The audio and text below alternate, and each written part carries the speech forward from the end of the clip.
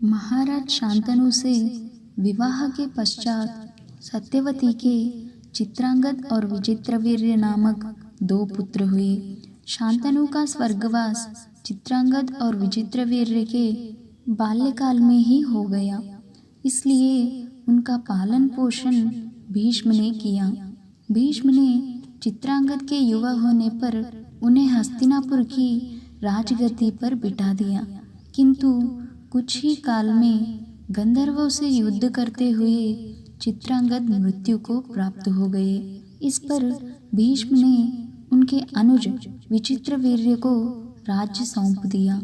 अब भीष्म को विचित्रवीर्य के विवाह की चिंता हुई। उन्हीं दिनों काशीराज की 3 कन्याओं अम्बा, अंबिका और अंबालिका का स्वयंवर होने वाला था। उनके स्वयंवर में जाकर अकेले ही भीष्म ने वहां आए समस्त राजाओं को परास्त कर दिया और तीनों कन्याओं का हरण करके हस्तिनापुर ले आए। बड़ी कन्या अम्बा ने भीष्म को बताया कि वह अपना तन मन राजा शल्व को अर्पित कर चुकी है। उसकी बात सुनकर भीष्म ने उसे राजा शल्व के पास भिजवा दिया और अंबिका तथा अंबालिका का विवाह विचित्रवीर्य के साथ करवा दिया। राजा शल्व ने अम्बा को ग्रहण नहीं किया। उसका कहना था कि वह हारी हुई वस्तु स्वीकार नहीं करता। अंत में वह हस्तिनापुर लौटकर आ गई और भीष्म से बोली, हे आर्य, आप मुझे हर कर लाए हैं, आप मुझसे विवाह करें। किंतु भीष्म ने अपनी प्रतिज्ञा के कारण उसके अनुरोध को स्वीकार नहीं किया। अम्बा रुष्ट होकर परशुराम के पास गई और उनसे अपनी व्यथा सुनाकर सहायता मांगी। महर्षि परशुराम ने अम्बा से कहा, हे देवी, आप चिंता ना करें, मैं आपका विवाह भीष्म के साथ करवाऊंगा। परशुराम ने भीष्म को बुलावा भेजा, किंतु भीष्म उनके पास नहीं गए। इस पर क्रोधित होकर परशुराम भीष्म के पास पहुँचे और दोनों वीरों में भयानक युद्ध छिड़ गया। दोनों ही अभूतपूर्व योद्धा थे, इसलिए हार जीत का निर्णय नहीं हो सका।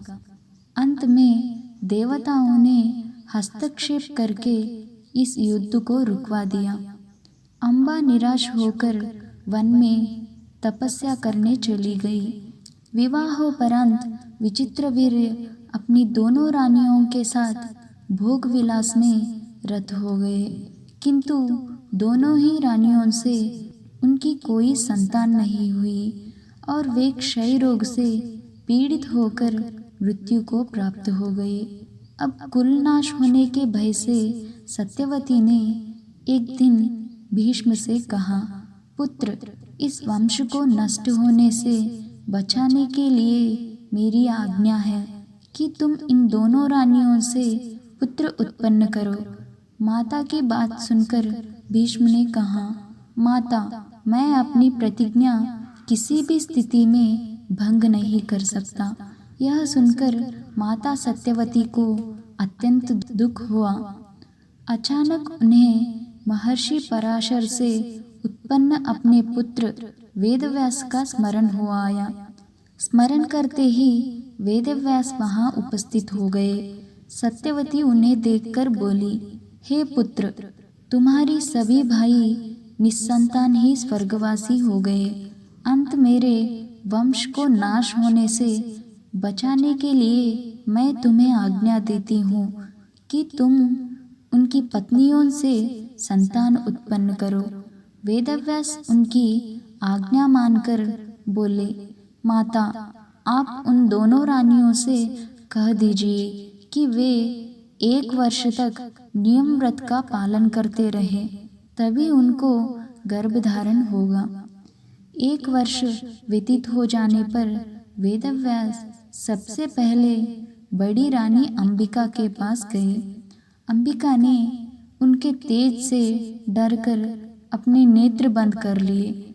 वेदव्यास लौटकर माता से बोले, माता, अंबिका का बड़ा तेजस्वी पुत्र होगा, किंतु नेत्र बंद करने के दोष के कारण वह अंधा होगा।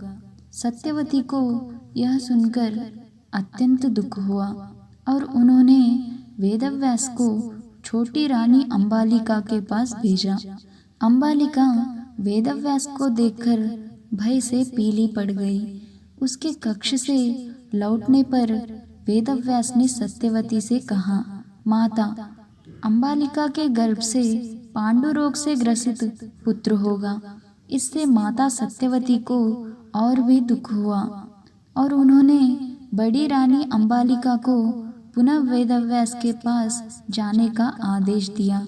इस बार बड़ी रानी ने स्वयं ना जाकर अपनी दासी को वेदव्यास के पास भेज दिया। दासी ने आनंद पूर्वक वेदव्यास से भोग कराया। इस बार वेदव्यास ने माता सत्यवती के पास आकर कहा, माते, इस दासी के गर्भ से वेद वेदांत में पारंगत अत्यंत नीतिवान पुत्र उत्पन्न होगा। इतना कहकर वेदव्यास तपस्या करने चले गए। समय आने पर अंबिका के गर्भ से जन्मांध धृतराष्ट्र, अंबालिका के गर्भ से पांडु रोग से ग्रसित पांडु तथा दासी के गर्भ से धर्मात्मा विदुर का जन्म हुआ।